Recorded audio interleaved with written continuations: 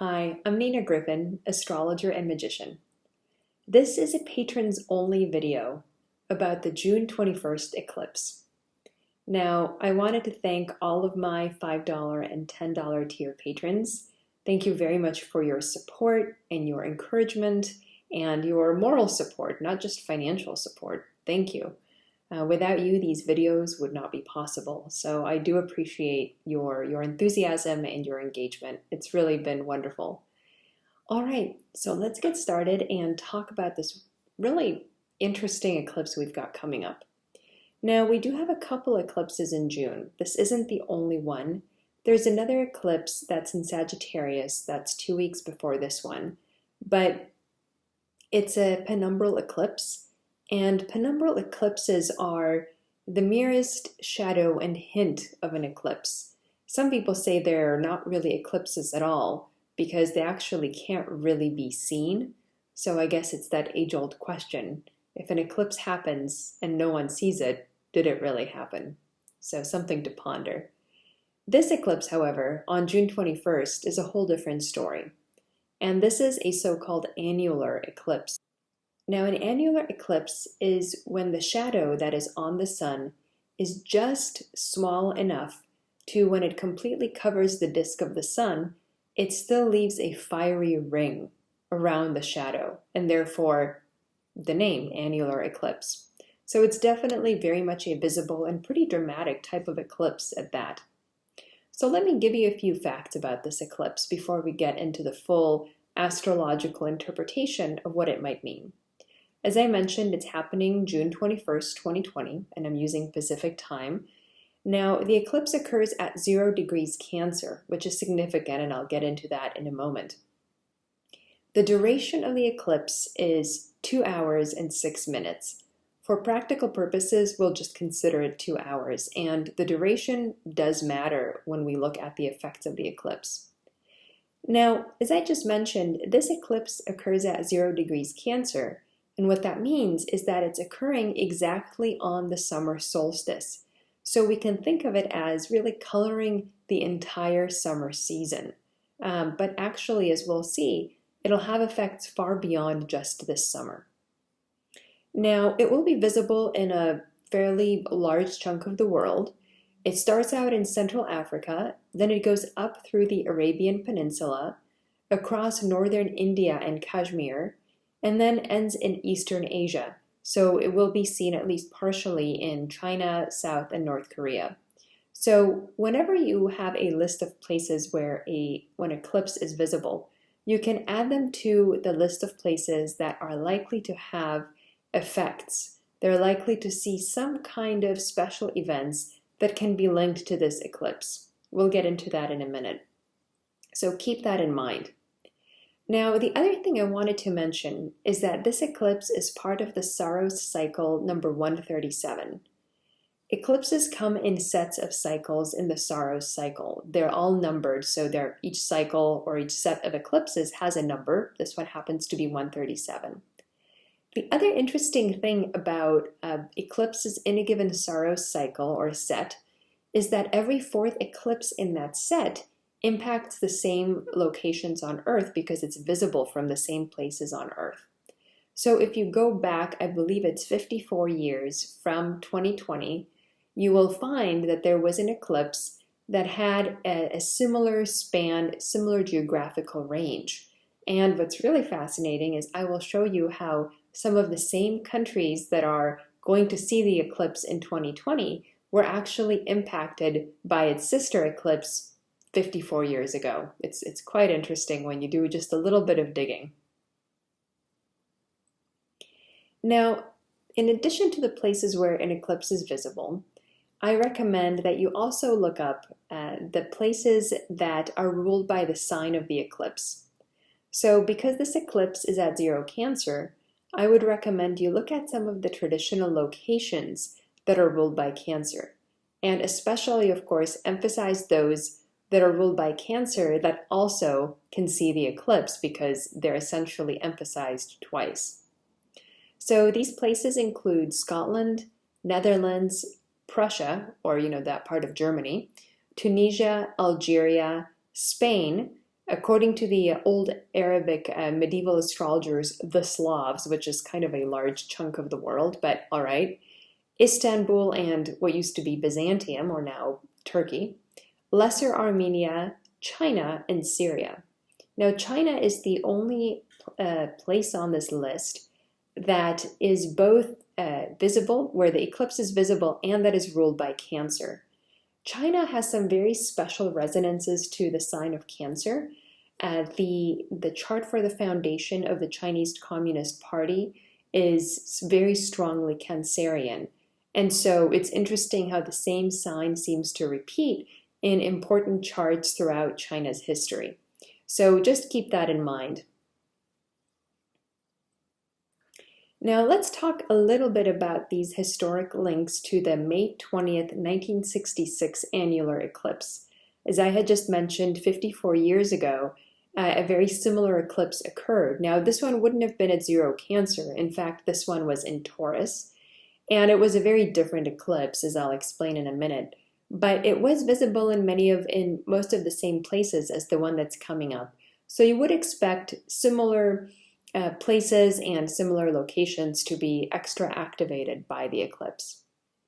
Now, note that the 1966 eclipse, not only was it in Taurus, but it was conjunct within about 2 degrees, the very malefic fixed star Algol, which is known as the piled up bodies or the head of the Medusa. It's considered a very malevolent and violent star, which is not obviously the case with our eclipse here at zero Cancer.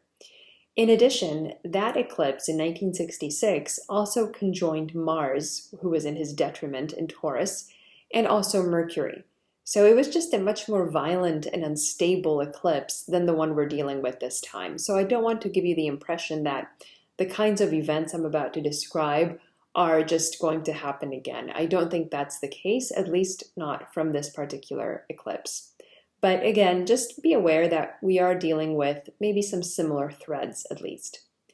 So probably the biggest event that occurred in 1966, very close to the eclipse then, was that the Cultural Revolution in China was launched. And in fact, it was launched 4 days before the May 20th eclipse in the same Sorrow series.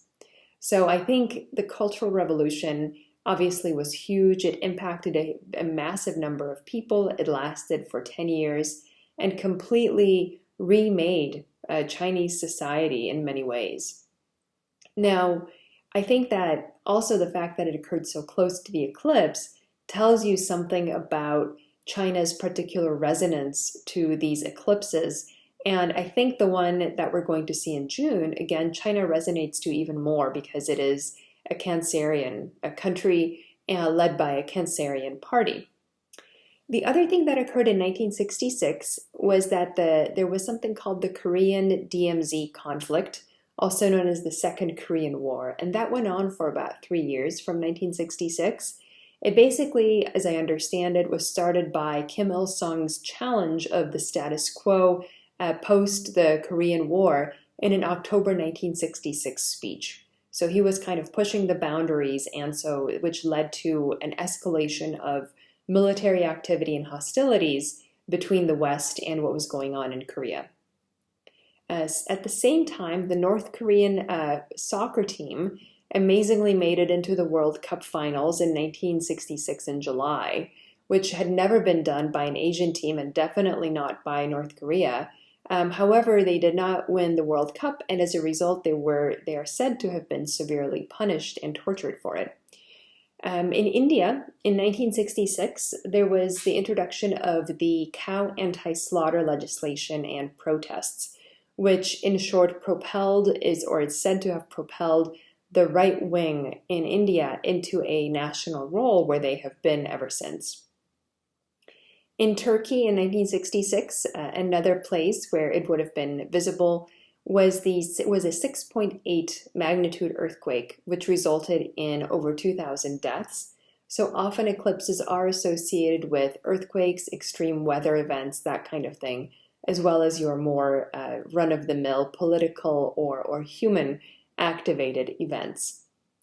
And then in Saudi Arabia, there was a coup against King Faisal, There's no date given, so it is possible that it's actually not linked to the eclipse, but I did notice it happened in the same year. The coup was ultimately unsuccessful, but that's exactly the kind of activity that you might expect to see around an eclipse. Now let's talk a little more about the significations of this eclipse that's coming up at zero Cancer. So cardinal and water sign meanings sort of combine when it comes to eclipses. And by the way, I'm taking this from medieval astrological texts. So usually Cancer will impact the weather, it will impact the crops and food, and it will also impact political activities. Now, William Lilly, the 17th century astrologer who spent a lot of time doing mundane and political astrology during the English Civil War, said that particularly an eclipse in the first decan of Cancer, it disturbs the air and stirs up strange weather, and a variety of it. It inclines man to arms, and to violate national leagues deceitfully under species of religion, which seems very specific. But it does seem like this is the kind of eclipse that might lead people to attack previous allies. I think when he says national leagues, he's talking about various treaties and agreements. So this is one of those things where certainly we saw, you might be able to see that in a number of the events this year. In addition, the medieval astrologers say that it can bring discords between the kings of Cancer countries, diseases in men, no comment, corruption in aquatic things. And to me, that can mean either things like pollution of bodies of water, like oil spills, what have you, but also some kind of disease or a problem with aquatic life and fish. And in addition, it is said to bring about the eruption of cavities in the earth, which to me seems like seismic activity. The medieval astrologer Saul says that Cancer particularly rules the water that descends from the heavens. So he's talking about rain and the dew. Now, particularly, he does mention flooding. And as you will see, it may be that we may not actually have necessarily a super rainy summer, although it is possible, but the effects of this eclipse will last quite some time. So we could be looking at a more wet than normal winter or next spring or next summer.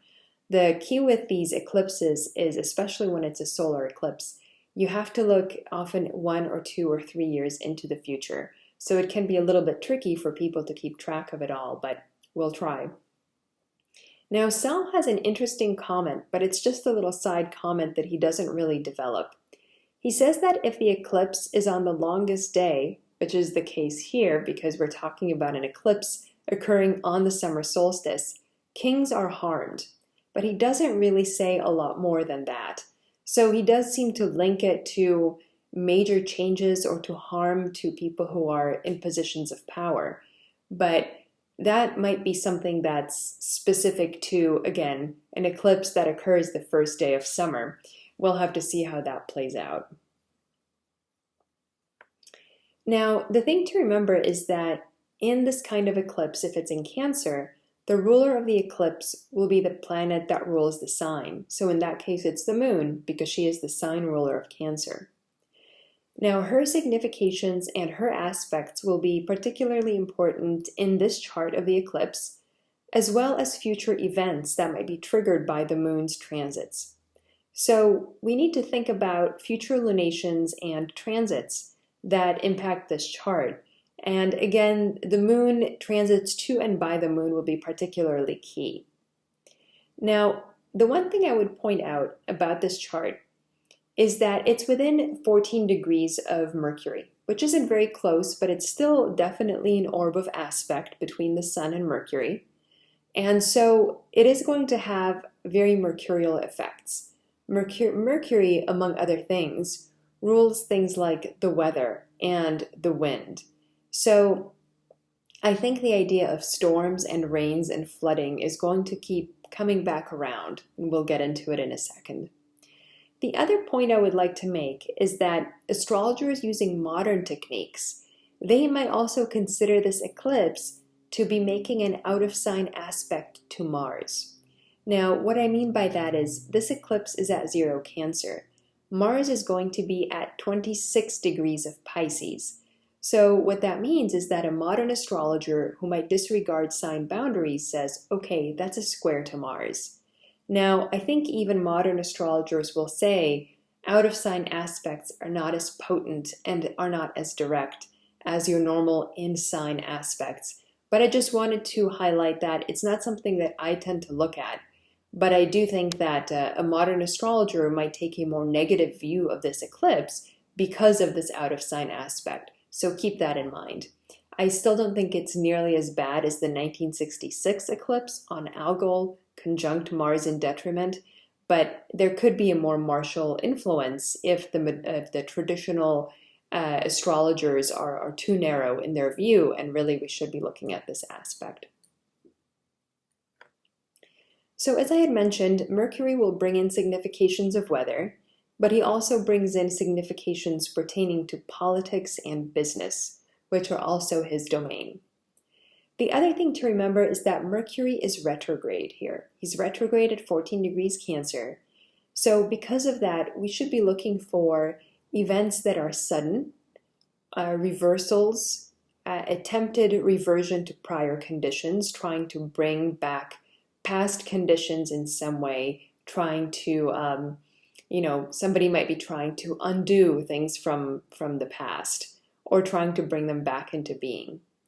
Now, as far as the weather goes, it could be particularly extreme, and definitely it's going to be on the order of rains and flooding. And I think we'll see this especially in northern India and Kashmir, because in those locations, if you cast the eclipse chart, Mercury rules the ascendant of the eclipse. So you've got Mercury on the midheaven there, which is a very powerful and very notable placement. But you also have Virgo rising, and Mercury rules Virgo. So you're going to get a lot of intense weather activity, a lot of intense and unusual rain in northern India and in Kashmir. Now let's talk about timing. So the duration of the eclipse is going to be 2 years, which comes from its lasting 2 hours during the actual eclipse. So the eclipse will have an influence until June 21st, 2022. And in locations where the eclipse is near the midheaven, we can expect the first effects to emerge 4 to 8 months from the eclipse. So between October 21st, 2020 and February 21st, 2021 is when we'll start seeing the effects. That is when we could start seeing the rain, we could start seeing some political unrest, political changes and mutations, certainly. Now, in those locations where Mercury and the eclipse actually are on the midheaven, the effects will be most intense from February 21st to October 21st in 2021. So that's a long period, and again, it could be that essentially the end of this year and most of next year, really through the fall of next year, we're going to see intense weather effects in a lot of these locations that are impacted. Now, on top of that, we also need to look at the movement of Mars, who is, I think, going to be activating a lot of events here. He's going to be in Cancer, and he will conjoin 0 Cancer, or the place of the eclipse, on April 24th, 2021, and then he will oppose it again January 25th, 2022. So April 24th next year, followed by January 25th of 22, are going to be intensifications. They're going to be perhaps sudden or violent manifestations of this Mercury retrograde that is very present in this eclipse and the eclipse itself. The other thing I've noticed is that the full moon of December 30th, 2020 occurs at 8 degrees Cancer, and it will be visible in Eastern Africa and the Arabian Peninsula. So that lunation at the very end of this year could also trigger some of the effects that we were discussing in this presentation. So to recap, what do we need to take away from this? First, the effects of the eclipse will last for 2 years from June 21st of 2020. The first effects are going to be visible October 21st through February 21st, 2021.